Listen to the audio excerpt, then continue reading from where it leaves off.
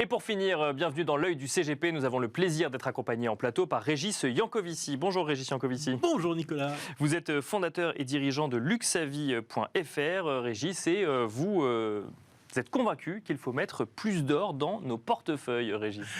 Heureusement que vous n'avez pas employé le terme de certitude, parce que non, on a l'habitude de se mouiller chez Luxavie. Bien sûr, oui. Et c'est vrai que là, en ce moment, on a envie de se mouiller pour l'or.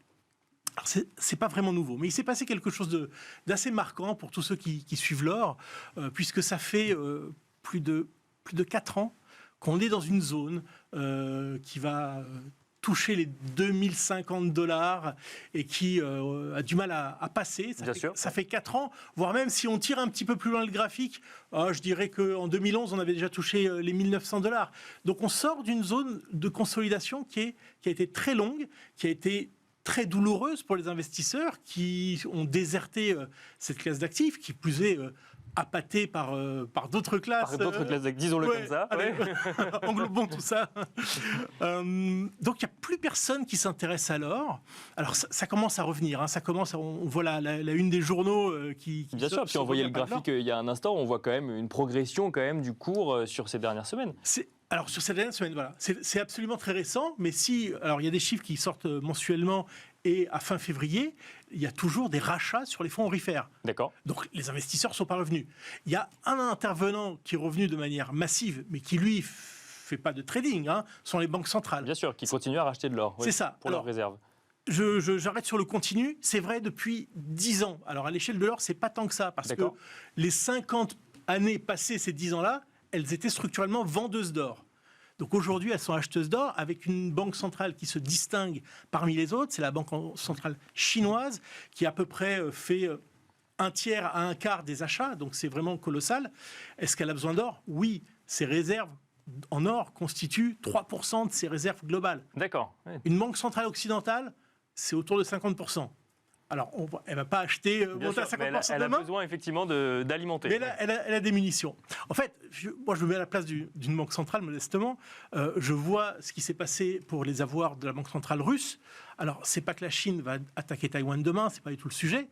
Mais si on aborde les choses par le prisme de la théorie des jeux, on se dit que une banque centrale ne va pas prendre le risque de voir des avoirs confisqués, préfère avoir de l'or dans ses coffres plutôt que des dollars dans des banques européennes ou américaines. Si on revient au portefeuille de l'épargnant, mettre de l'or dans son portefeuille, qu'est-ce que ça veut dire concrètement ?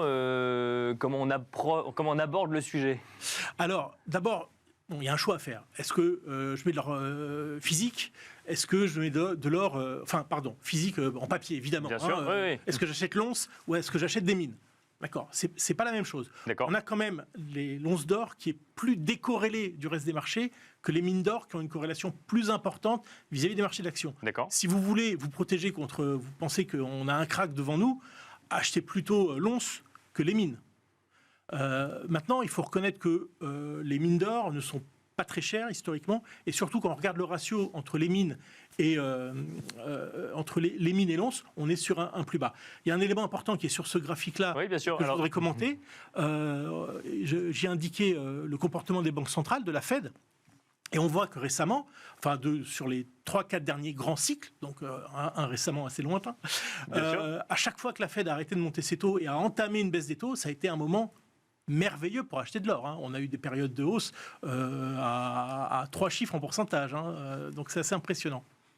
Concrètement, quand on est épargnant, donc quand on veut investir effectivement via des mines, on achète des actions. Quand on veut acheter de l'or, on achète quoi ? Un ETF qui réplique le cours de l'or ? On achète typiquement un papier qui nous donne droit à une once d'or vous abordez un point délicat parce que effectivement, dans la terminologie française, avec l'agrément de l'AMF, vous ne pouvez pas avoir un ETF UCITS aurifère. D'accord. Tout simplement parce que l'AMF impose une diversification et que si vous achetez un ETF l'or, mais c'est le même problème sur le Bitcoin, il n'y a pas d'ETF UCITS Bitcoin. D'accord, oui, bien sûr. Donc vous êtes obligé, alors en fonction du profil d'investisseur, en fonction de si vous êtes sur un compte titre ou sur un contrat d'assurance vie français ou luxembourgeois, tout ça, ça fait un peu beaucoup de cas particuliers, donc j'ai du mal à répondre de manière synthétique à votre question. Mais à creuser effectivement parce qu'il faut prendre en compte aussi les contraintes réglementaires. Merci beaucoup Régis Yankovici d'être venu sur le plateau de Smart Patrimoine. Je rappelle que vous êtes fondateur et dirigeant de Luxavie et quant à nous on se retrouve très vite sur Bismart.